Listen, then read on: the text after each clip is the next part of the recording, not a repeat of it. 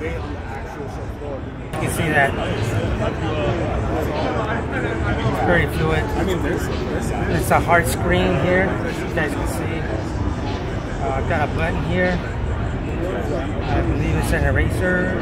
Yep, you can use that as an eraser as well, which is pretty nice. You got all your, you guys can see all these little inkings you guys can pick up here. Add pictures. If you guys had anything, the text. I'm sure it gives you a little text box. Yep. And maybe circle it, move it around. Looks like it's very nice. Looks like some brightness there. Oh, for network connections. This side looks like highlight around. And then screenshot, copy and save. And name your documents there. And switch the camera on really quick. Take a quick photo.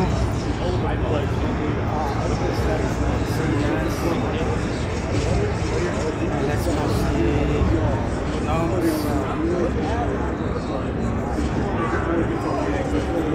Then you guys can see the pictures here. You can bring it in here. It looks like you can just edit pictures or notes, whatever you want. Put them there and highlight them, mark them up, and then circle, change colors. It looks like, let's see, pressure sensitive, very nice. Colors, you got a couple colors over here. The pin thickness, there you go, thicker, which is nice. CES 2024, and there's very nice stylus. Back of it, camera here, 50 megapixel camera. It's got the flash, 2 cameras there for zoom, probably zooming, front-facing cameras. Thickness speakers are on the side here, 2 of them, which is pretty nice. You got another 2 here for left and right, and you got your volume control up here. Looks like, yep. And you guys got the mode for toggle back and forth. Okay, this is when you toggle to the next paper.